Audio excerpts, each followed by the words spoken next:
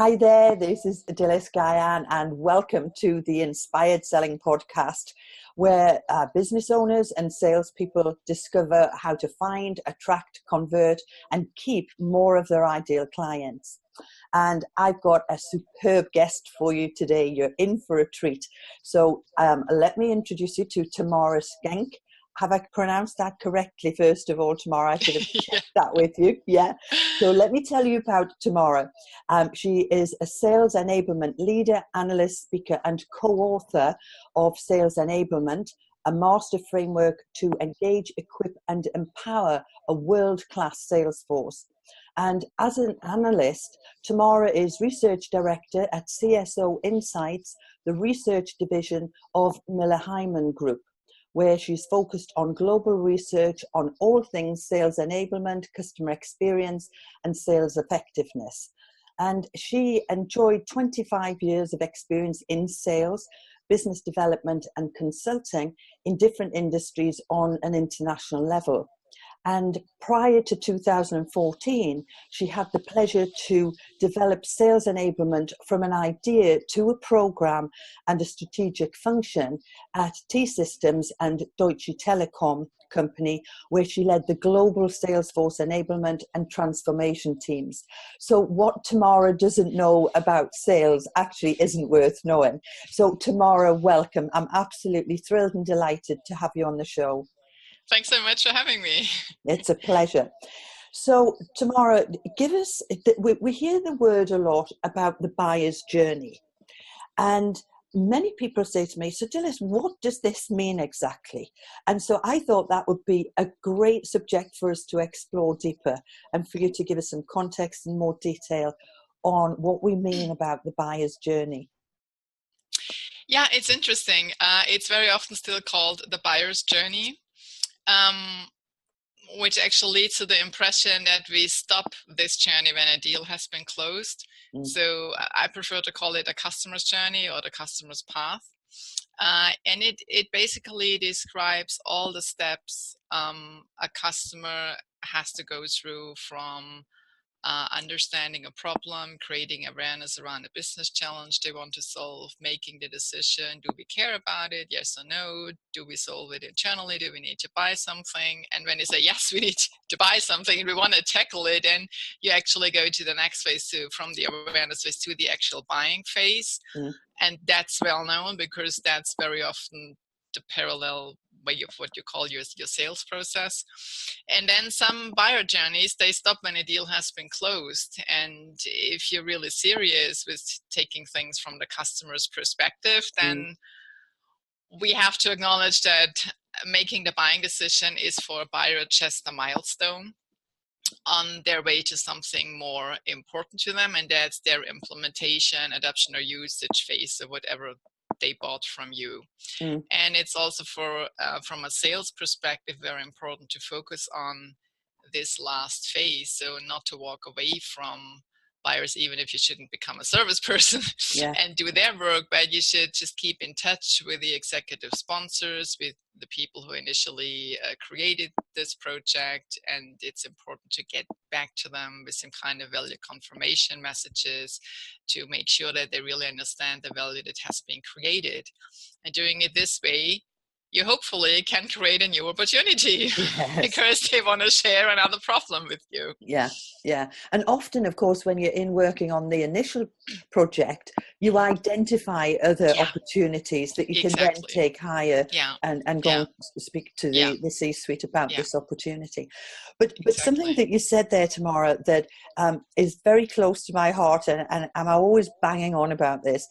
And it was when you said, if you are, I'm not sure if these are exact words, but if you're committed to your customer first, that actually leads on to a different way of different behaviors from yourself, doesn't it? Absolutely.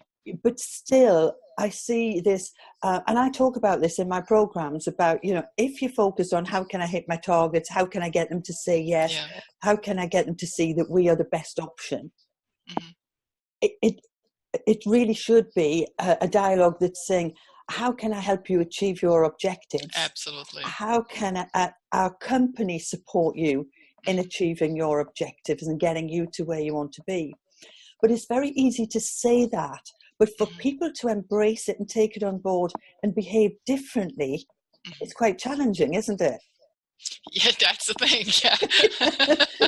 This is why, because, all these topics are not new, but if we listen to it from a buyer's perspective, they become so obvious what we should be doing. And then if you look at many sales organizations, how they are set up, how they are structured, how they are managed, and then you will probably not hear a lot of buyer customer words in those internal sales meetings, all about internal KPIs, about the sales process. And if this one is disconnected from the customer's journey, then we lose traction. Then we probably assume a customer would be at some point, but actually they are not. They are elsewhere. This is why we are always recommending people, hey, take the customer's journey as your primary design point and look at all these gates and decisions and steps this buying team has to go through, and then map that back to your internal process landscape and take it from there, but not the other way around, because buyers are in charge. They decide how they want to buy, how and when they want to engage with salespeople, and they clearly tell us what they want. So we recently did our first buyer preferences study at CSO Insights, and it was just fascinating to look at the findings that came out of this. And what were they saying, Tamara? So basically, they look at salespeople as salespeople. So they don't hate salespeople. They like to talk to salespeople, but it's very rare that they really see them as business partners that help them to solve their business problems. So there was one question we asked them: so what are your preferred resources when it comes to solving a business challenge? And what do you guess at what position did salespeople come in? Number 9. Wow. From 11. So that they is, look at experts, third parties, conferences, peers, their networks, other experts and groups, and of course also vendor websites and all these different things. And then salespeople came in at number 9. I think 23% was the number. So we're asking them, do they like to talk to salespeople? Yes, but as salespeople, and that's the thing, because usually they said, oh yes, they basically meet my expectation, but only in very rare occasions they said they exceeded my expectation, and this is where we want to go to. Because what we know from customer experience research, it's never enough just to meet a customer's expectation. That does not create loyalty. So they can still buy elsewhere. So we want to focus on what do we need to do to exceed their expectation, because that drives loyalty and a stronger relationship, and we are perceived in a different way. And so just another highlight from the study was then, because there's always this saying, buyers don't want to engage with salespeople early on. They do all their stuff on their own. So why in general this is true, they do a lot of the research, the requirement definition. They can do that on their own and have a tendency to engage salespeople later, but it's not the case that everybody's doing this. It's interesting to see that they also were very open to say, yes, there are a lot of opportunities when we actually would like to engage with salespeople earlier.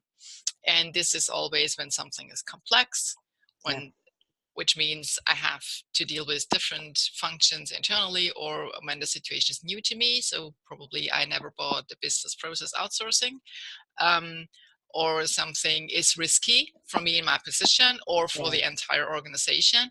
And I mean, with all the technology we have out there, there are so many new cases and new challenges for organization. I think it's not difficult to find one of these 4 situations where buyers want to engage earlier, and then to really engage them the right way. And another interesting thing was,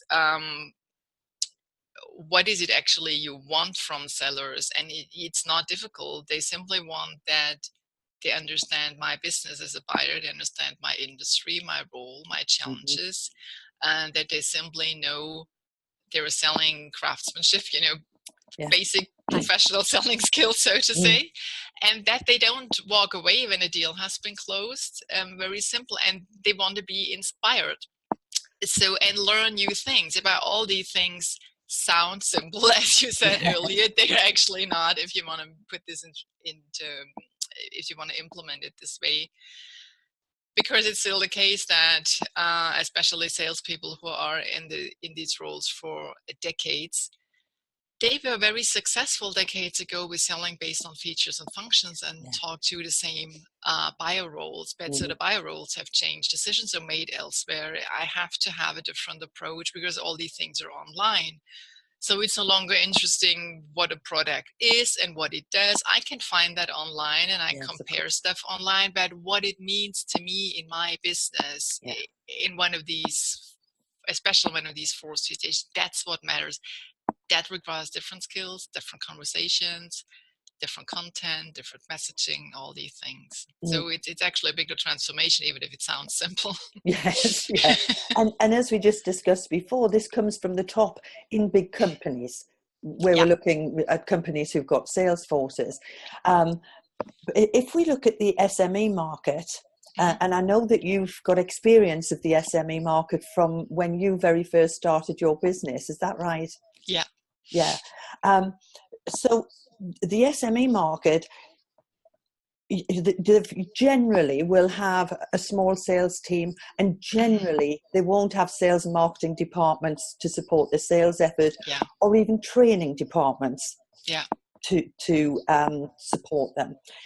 So how do we instill this, or how do we help the SME to embrace this, when most of them will say to me, I don't want to be seen as a salesperson?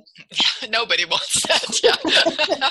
And I think there's this kind of negative connotation that's associated with being a salesperson, and actually it shouldn't be, because a salesperson, funnily enough, I was at an event last night and I was talking to a guy, and he said exactly that.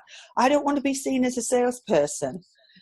And I said, how do you see a salesperson then? And he went, well, being pushy and in people's faces. And I said, but good selling isn't that. It's about taking someone from a position where they are now to a position where they want to be, to help them achieve their objectives. And I said, actually, if you put this very simply, if you don't give someone the opportunity to say yes or no, not right now, you are leaving them subject to that problem ongoing. Or they'll go to your competitor. But it's not about pushy selling. So how do we educate? I'm like an evangelist.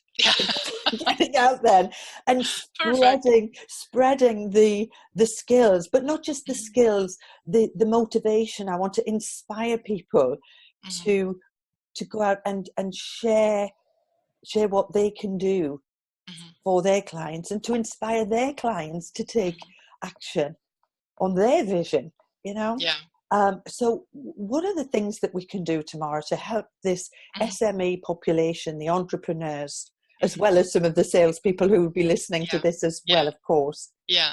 So first of all, I'm going to touch a little bit what you shared about the sales role, that people generally don't want to be seen in a sales role. So they want to be business development representatives or consultants or whatever. So I mean, at the core of it is still, we have an issue with sales as a profession. So I think this is at the core where we should really work on to evolve this profession. It is a profession. It's not something fancy.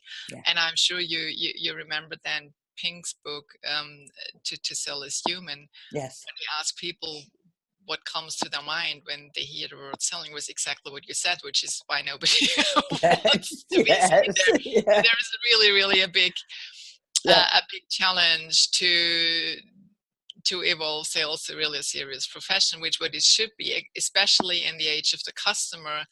It's as what you said.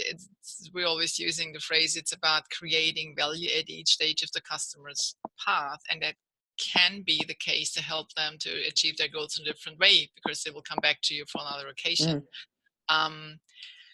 So back to the small businesses. Some things are much easier. and small businesses. Because you don't have to align your sales and marketing department because you're probably one. Yes. You can do that with yourself. Yeah. And also the role thing is, it's much simpler. So if you look at small companies, people usually cover several roles. So when I started with a partner, my own business, just coming out of university, so I mean, I did everything from selling to implementing stuff. We had a software company. It was about software for the automotive industry, for their suppliers. It was a just-in-time software, so it had to be sold and had to be implemented and to be maintained. And then you have to look at the product side, and of course you have to create new customers, which is, I think, the biggest pitfall for SMBs is, if you're depending on a few big customers and you are selling and delivering on your own, then you usually don't take the time for prospecting, and you will have an issue when the project is done. Yeah. So this is very important, to develop a business model that allows you to have an ongoing prospecting phase. This is really so important, and I learned that the hard way. Yeah. It has to be an ongoing task. So interestingly, we do at CS Insights, and that's probably encouraging for SMBs as well. We do now for 23 years some very research based on a very simple framework, which we call the sales relationship process metrics. So it shows that the level of relationships you can have with your customers and the level of sales process maturity. In general, we're saying, and this is what the data says, the more advanced you are, the more mature on your process maturity, the better evolved your relationships are, the better performance you will achieve. So this is not always true. It's true in general, but you can also be very successful with a random or informal process and having a high level relationship, which is very often true for very small organizations. So they start with 1, 2, 3 salespeople. They do everything on their own, and you can probably not replicate what one did to the other one, because they have their own style, but they have the relationships, they know their customers best, they play on this consultative level, they know what to say, they can be very successful this way. The problem is, if they want to grow their business, they have to invest in this foundation of a sales process, of a methodology, so that they can onboard new people. So if they would hire 10 more salespeople, then they would have a real problem, because nobody would know what actually works, what person A did, what person C did, and why this worked and this didn't. So, which is one of the core issues of having a more formal approach to selling, is to know what works and what doesn't. Yes. If I don't know what everybody's doing, so how could I change something? Yes. I cannot. Yes. So, I mean, that's simply encouraging for if somebody's in this position now. So you can be successful in this environment with a few people doing their own thing. You just cannot scale your business this way. That's just an important thing to know. And I think if you usually have then a smaller portfolio of services, and you can take the time to understand your customers, what is exactly the business problem you're solving, and how exactly are you doing this, and how is your differentiation to the competition. I mean, these are the main things to begin a conversation with prospects and customers. And then it will be easy to jump to a product and features and function level later, the more advanced you go with them through the buying process. But it's just important not to push your product too early. Yeah, I call that very often too soon.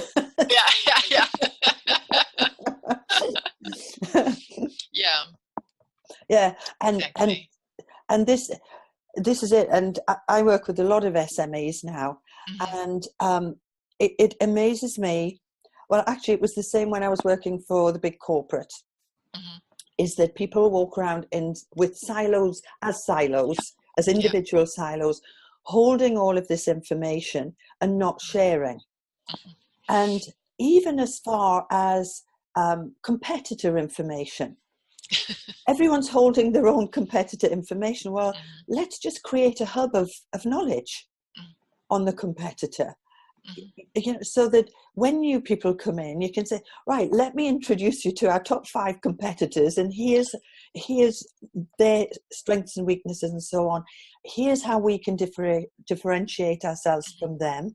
And so you're not having to just fall upon this information by default, that it's much more structured. And it just amazes me that large SMEs, even who've got a number of salespeople, still don't have processes in place and systems in place, and many of them aren't even tracking. Yeah, it's a big issue, and I'm always surprised by even medium-sized organizations. They invest a lot in selling skills and messaging and stuff like this, but if there is no foundation these services could connect to, they cannot exist in a vacuum. So they all have adoption issues for good reasons, because people cannot connect it to their daily workflow. So what was it I wanted to say? The silo thing and the sharing issue. Yes, I completely agree. So it was always a difficult thing for me in my previous sales role, that there is so much competition inside a sales force. I mean, we have enough competition out there. Why should we compete like crazy internally and keep all ourselves on our own? I think it's a bit of this, where do sales roles come from? And there is this lonely wolf thinking still in some organizations or in the DNA, or how should we name that? And it is more challenging in sales organizations to implement and to get to a learning and sharing culture. And what I'm always seeing, you can provide a lot of technology, it won't change unless it's really an issue of the sales leadership team. And I think sales, frontline, first-line sales managers, or in smaller companies, the sales leader, they can make a big difference if they encourage the members of their sales team. We had a great deal over here.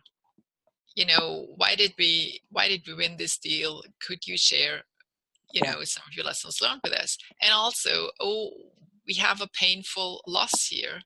So let's discuss what has happened there. So what could we all learn from this?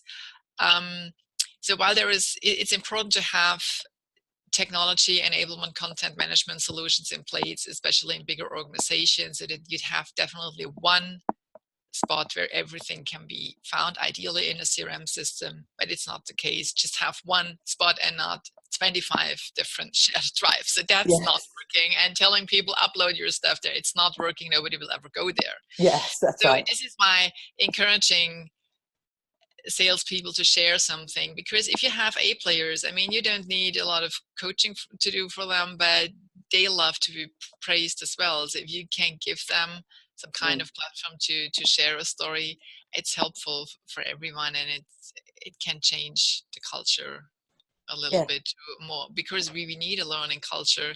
Buyers continue to change how they are buying. It's not that they did and that's what they do now. They continue to change. Yeah. Just going back to your recent data research on buyers and what they thought of the salesperson, what they were looking for. What were the other key issues that came out of that the buyers were looking for from the seller? Yeah, I'm more specific. It was these 4 key areas what they were looking for.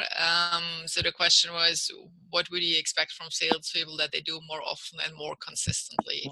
And that was understand my business and know me before you engage with me. And it really means do your homework, do your preparation for every single call. It's for me, it's funny. I mean, I'm an analyst in the enablement space for quite a while, and I'm well known to a lot of vendor companies and specifically. So how would you feel if you get from these companies ideas like, oh, are you new to enablement? I know, and we know it's hard to build an enablement function from scratch, and how can we help you to do it? And I said, hey, first of all, I should be in your CRM in one way or another. Yes. Second, it's not difficult to find me on LinkedIn or on Twitter. And by the way, we worked together beforehand. So, you know, it's just not a good idea to send me this message. Yes. So, but I'm not the only one. So we use automation tools the wrong way. So on the one hand side, we have a ton of data. We can find everything at our fingertips if we would look for it. So that's the one thing that has to be done. The information is there. I just have to look at it. And then it's better to only send 5 messages instead of 10 or 15. And, you know, half of them were simply useless. Yeah. So relevant. Relevant is the word, isn't it? Yeah. So just make your research, and also understand what are the challenges in their industry. So if you talk to a finance role or a project management role, it's very different. So how do I find the right language? And use all the tools to map out the account and understand what all the roles are. You cannot know everything before you get on a call, but you should know that business. You should know their general business challenges and trends in the industry. You should have an idea what this role would care about, and you have to make sure that it's useful to make this call. So don't call an existing customer and assume it's a prospect. So that's also what we should not be doing. Yes. So this is all about prep work, and this is really something, I think this is a gap, because many sales managers engage with their salespeople too late in the process, only when there is a secured opportunity. But this is all about prospecting and lead generation. And we know that most of sales organizations generate their own leads. You know, around 50% of their leads come from sales. So sales managers really have to focus on coaching their salespeople in the early phases, especially around prospecting, because then we avoid this first thing. And then it's be an excellent communicator, and that means communicate as your buyers want to communicate. So we have just added different channels. So we have phone, we have video, we have social networks, we have text messaging, we have WhatsApp, we have email, we have all these things in place, and we are adding stuff. So it just means there is a variety, and we should respect how our potential buyers want to communicate. Yeah. And it's just as simple as asking the question. Yeah, asking the question. And also be good in following up. So if there was a meeting, wrap it up, you know, secure the next actions, and you know, but that's actually basic. Yes. These are basic tasks, and everybody can learn that. There is no magic with that. Yeah. And that's a really key, I'm sorry to interrupt, Tamara, but that is a really key element of making sure that you're securing the next step. Whatever that, you know, if you're not closing the sale at that meeting, what's the next step? Yeah. And get it agreed, and you know, to take in the diary, or to meet someone else in the team, or you know, another department. Get that secured. Yeah. And I see that missing so often.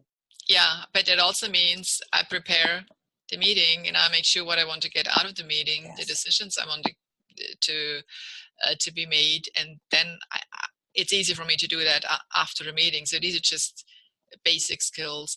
And then don't run away when a deal has been closed. So, you know, you work on a relationship to build and evolve a relationship, often over several months, and then you walk away. Yeah.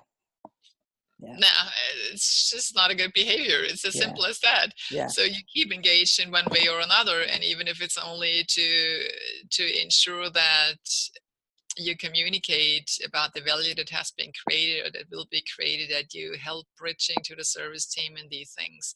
And as you do that, you will figure out new ideas for create even more value for them, what you just mentioned earlier. And I totally agree on that.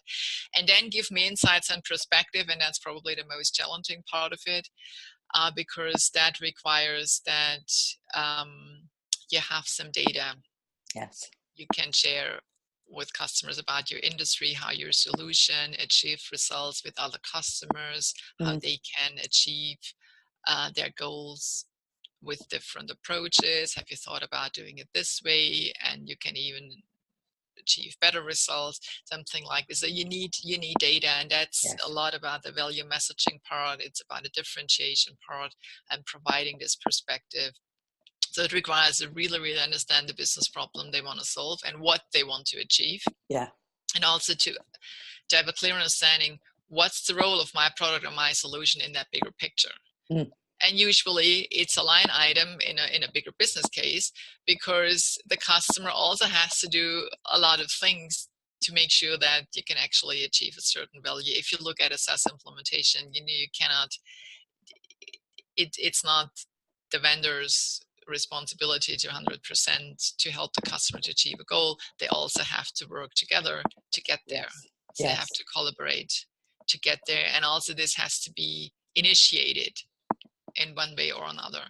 But early on, this is really important with insights and providing this kind of perspective, because buyers want to learn more, and that's what keeps them engaged when they said, oh, I haven't thought about it this way.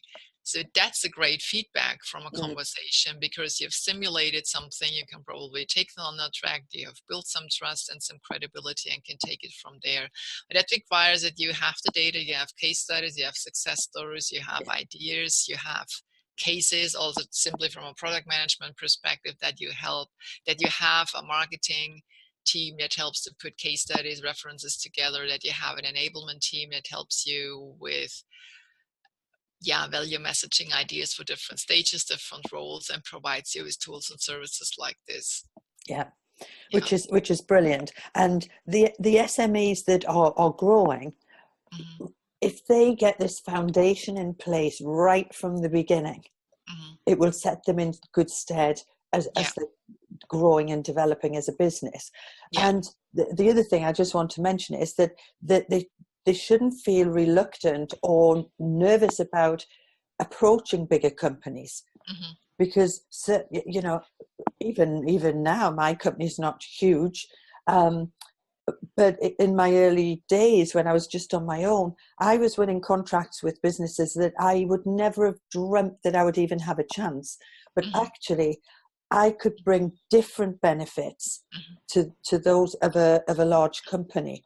So I could turn on a sixpence very quickly.